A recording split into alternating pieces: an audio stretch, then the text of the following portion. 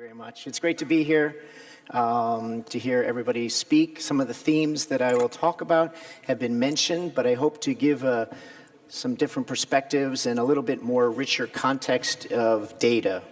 I'm actually not very good at math, but I love data, so I'm going to present a fair amount of data. So we are now in 2015. It's been an amazing year. This year has had some tragedy, but it's also had some amazing developments, particularly in the digital space. Just think about a couple weeks ago, Alibaba made record sales in China with its online for Singles Day. We've had a lot of interesting mergers and acquisitions in 2015. But right now, a lot of companies are turning their attention to 2016. So what I'd like to talk about today is what is the strategic agenda for 2016. So goodbye 2015, hello 2016. I used to work in the strategy department at General Electric, and this was one of the toughest times of the year because there was tremendous demand to set the agenda for 2016, to set up the senior leadership meetings that begin at the beginning of the year, to set the agenda, what is the vision, and everybody wants a new one, right? Every year you have to generate that. And I guess the question is what is the agenda for 2016? So I'm going to walk through, I think, a number of important themes that will define the next year, and hopefully we can stimulate a dialogue as to where we're going. But we have to step back and look at the context. And I think the speakers today have talked about each element, but when you're formulating strategy, you have to take into account a variety of forces that are at play. Clearly, one of them is this increasing intensity and richness of networks. We have physical networks like electric power systems, pipelines, but we also have these digital communication networks, and on top of that, we're now having the internet. So we have these networks, and how do we grapple with that? And then we have this data that we can harness from those networks. And finally, we have this rise of platform companies that are creating these new business models that are harnessing the potential of both networks and data and creating these new businesses. And so I'm going to speak to this interplay of these forces and how they're going to shape basic necessities. I mean, this is a story that's been told, but it's just impressive to relate it, which is we've had these basic necessities, right? Everybody needs maps to get around. We all need watches to tell time, and we also need thermostats and control things to manage. But these were not strategic assets. No car company wanted to own a mapping company, right? Watches, maybe some companies made some money, but no digital tech companies wanted to own watch companies. The same with thermostats. These were commodities. But this world has completely changed. They're now becoming strategic platforms, right? And so there are now billions of calls a day on mapping technology that has been for Google, but there's others. 3 of the leading automakers in Germany got together and bought Nokia's mapping technology for $3.2 billion this year. And we're going to see maps continue to become increasingly important as they become foundations for understanding where we are, both for machines as well as people. Watches now have become strategic, right? They're now connected. There are now 8,500 apps available on the Apple Watch, and that will just continue to grow. It's becoming a way that you can do payments, a whole variety of things. And then also with things like the thermostat in the home. Apparently, according to Google, which now has bought and owns Nest, there have been 11,000 developers that have tapped their APIs to develop applications just on the thermostat. So this commodity has now become a strategic asset and potentially a critical hub in the connected, automated home. But it's not just in consumer goods where this is happening. It's also happening in the industrial space. And this space is very, very large. When we look across the world, the industrial component of global GDP is about 46%. So it's a huge space in which we can apply these types of technologies. And just to give you a sense of the size and scale and scope, I just put up the thermal power plants in the world. here on the map. So this is natural gas, coal, oil, and nuclear. This is really what drives the global economy, and electricity is an increasingly important component of the energy mix. We have over 56,000 power plants around the world. Each of these has rotating equipment in it. There's about 105 pieces of rotating equipment in a typical combined cycle gas power plant. Each one of these can be sensed, and so there's tremendous opportunity to collect additional data off of the industrial base, and there's a lot of activity that's taking place to harness these. So when we think of the Internet of Things, I think of it as two components. One is what's happening in the consumer space, which I think is really accelerated ahead, and then we have the industrial side, which has huge potential, but is actually lagged and is actually borrowing from the consumer space. And I think some of the capabilities that have been displayed in the consumer space are going to migrate into, and that includes business models like app stores. So this year, Jeff Immelt, who's the CEO and chairman of General Electric, announced an industrial app store. And we'll see how this is going to play out, but it's very interesting to see that some of the innovations that happen in consumer are going to spill into the industrial space. So I think a big question for 2016 is the industrial internet going to be able to catch up with the consumer internet? The industrial internet and the consumer internet really at rest or underpinning it is information. And what this is a map that I worked on with a very talented professor at Georgia Tech, and we're very interested in mapping what they call the API economy. Increasingly, companies are moving from kind of web page displays to interactive information exchange, and that's happening through these application program interfaces. And what this shows is which companies offer open APIs and which companies are building on top of open APIs that are provided by other companies. And so if you drill into this, you can see many of the companies that we talk about, right? So Twitter has a lot of companies building on its open APIs. Same with Facebook, same with Foursquare. What's really interesting is many of the traditional companies that we would think of that are very large and important actually don't appear in this map. But I think that's going to change in the future. More and more companies are beginning to explore the potential for APIs, both to benefit their businesses as well as to create new business opportunities and revenue streams. So when we look at the top sectors right now for open APIs, we see that social mapping, e-commerce, images like photographs and digital and video are very large, as well as music. When we look at some other really big sectors like weather, medical, health, energy, it's surprisingly how small a number of the open APIs there are there. But I don't think that this is going to continue. We're seeing a lot of activity in this space, and so over time, these will also build out and will have a much richer availability of open APIs, which offers lots of opportunities to build on top of that and enrich this API economy that's emerging. So from doing this global, this is the same picture, but different background. I use a different background to highlight things. When we look at different companies, we can see some very interesting strategic differences. So if we map, for example, Amazon's API, we can see that they're very active in many different spaces. This lower portion right here are enterprise applications. The upper top are more around commerce.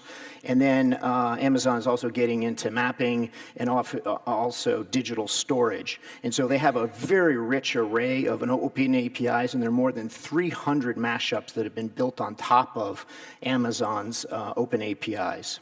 Now contrast this with Walmart, who is considered by some to be Amazon's peer competitor, but we find that Walmart is really at the periphery of the API economy. They only have one open API and no mashups that have been built on top of this. So it's very interesting to see the differences in strategic intent of these companies, and I think we're seeing a shift in which companies like Amazon are really positioning themselves to become what I call Internet of Things information infrastructure companies. They're going to be the bedrock on top of which many, many other companies will build applications. So second question, which is, which companies will move from periphery to the core of the API economy? And I think watching that trend will be very important, and thinking through yourselves in your companies as to how you position yourself will be very important in 2016. Then there's the question of which companies are actually actively engaged in the API economy, how many are there, and how are they positioning themselves? So we've been doing some analysis, and we find that when you really look at the core companies that are really active in this space, there are about 1,550. And of those, we can see that there are about 150 very large companies and about 1,400 smaller companies, and these include startups as well as companies. So the division here is companies above, with revenues above $1 billion and companies below $1 billion. And so what we're seeing here is an intense rivalry as to who's going to position themselves in this space. And what's interesting is how many alliances are being formed around the Internet of Things. And so I've been looking at all of these different alliances, and it's amazing how many there are. There are over 15 alliances that have been formed because one of the key strategic questions is how do you create interoperability?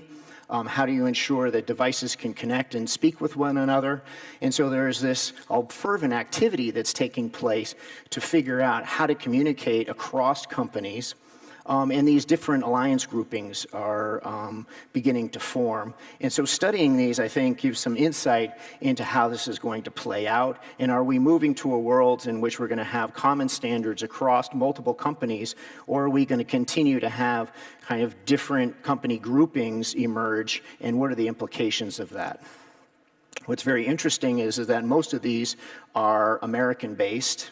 And it's only been very recently, for example, the European Commission has just formed a group called the Alliance for Internet of Things Innovation. And it's a very new group. So you can see that this is actually spilling over into kind of a large-scale international competition as well. So there was a very famous article written I think it was published in 1999. Called The Art of the Standards War, and it's a fantastic paper that kind of walks through the dynamics of standards. And one of the recommendations at the end of the paper says, before you go to war, assemble allies. And what's very interesting is that one of the key authors, the second author on this paper is Hal Varian. Do you know what his position is now? He's the head of economics. He's the chief economist for Google. So before you go to war, assemble allies. When we break out these companies according to the various alliance groups that we see, we can see that there are clusters now forming across these various alliance groups. And I think that that trend is going to potentially intensify, and if it does, then how you align is going to be very important for your strategic positioning going forward, and making choices about which alliance you want to join, or do you want to participate across multiple alliances. So I think the third question to ask this for 2016 is, IoT alliances, is it better to balance, that is, to counter your competitors, or to bandwagon and join with them going forward? And so those discussions are now clearly underway, and I think we're going to be a big topic for 2016. Okay, finally, platform businesses. A number of the speakers this morning have mentioned these.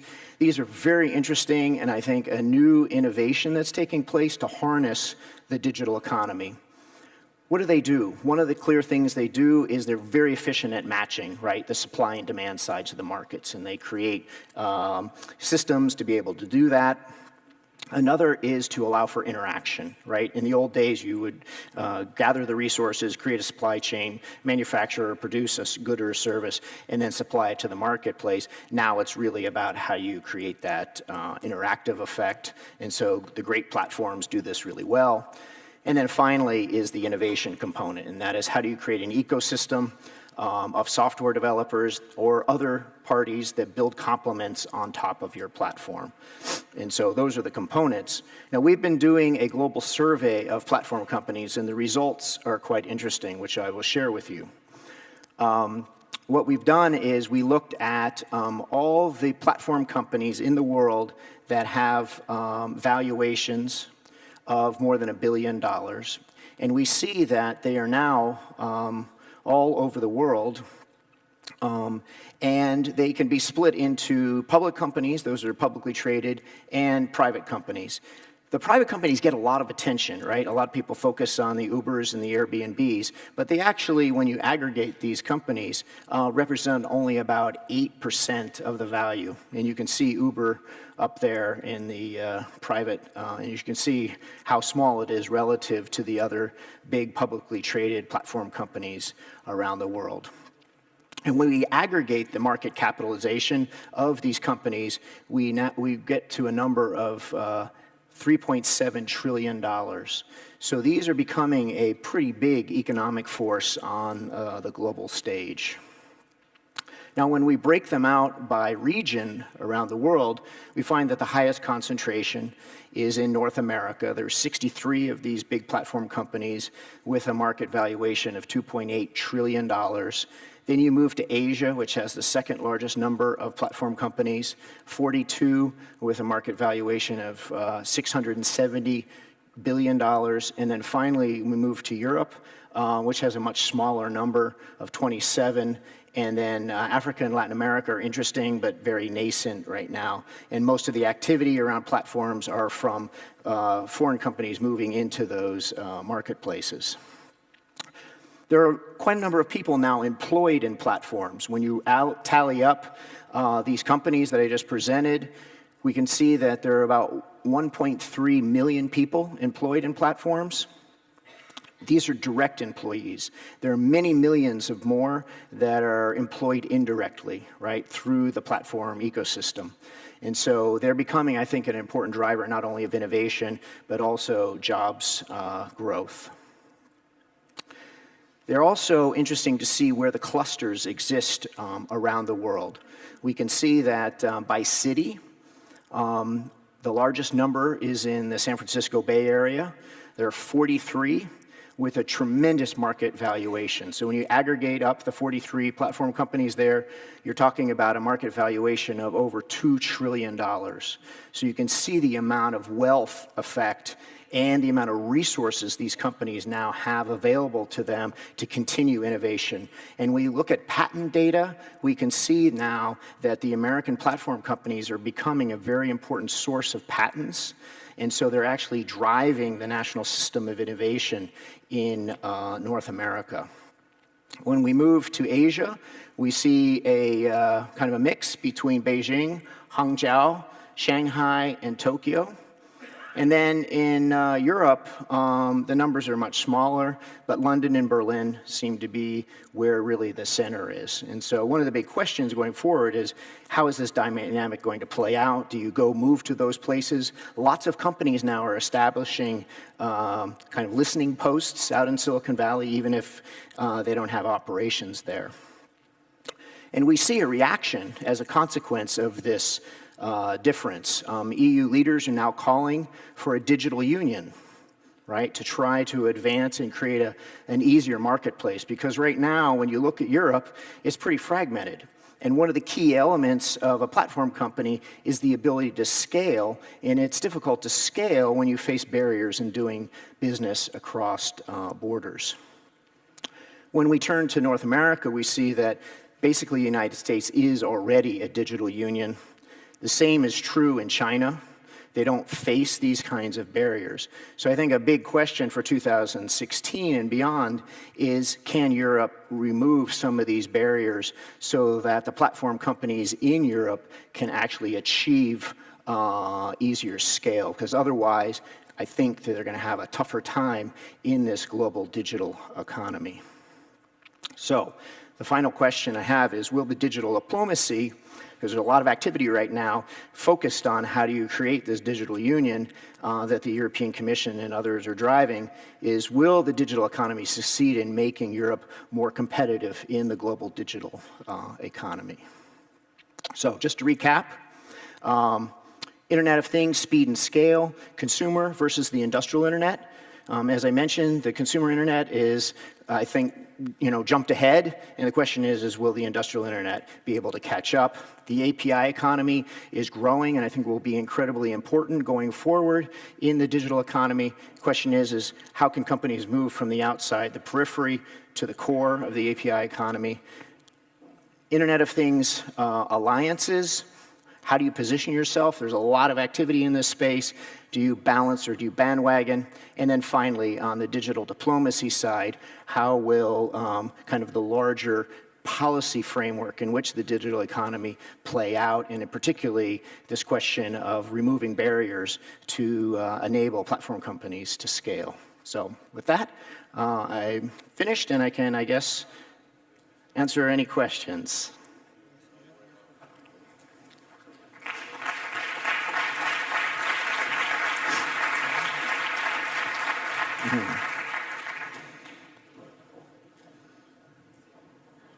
Yes.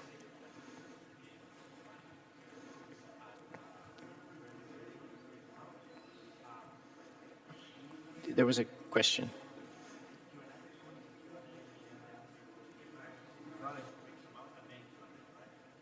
What's Q&A?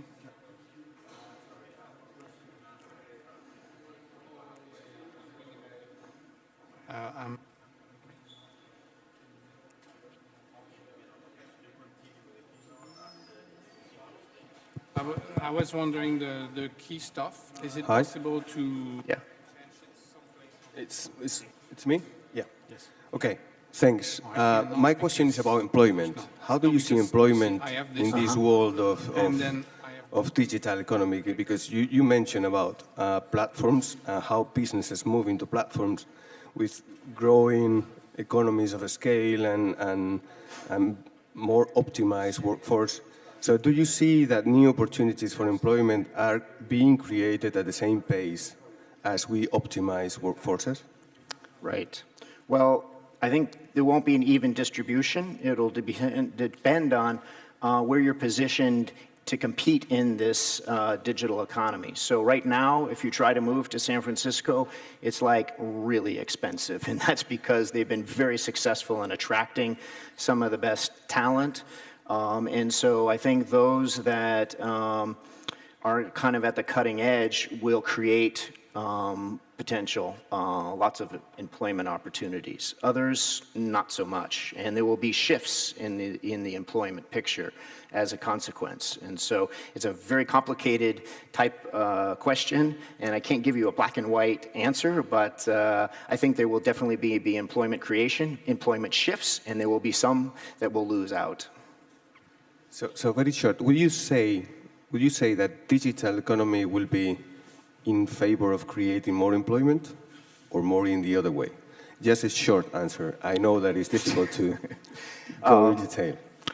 I think that overall, yes, because as the economy grows, there are new services created, and we don't even know all of the services that will be created. We can see some of the impacts of what the digital economy will do to the existing employment base, but it will open up new opportunities, and I think that's where we need to focus in terms of employment creation.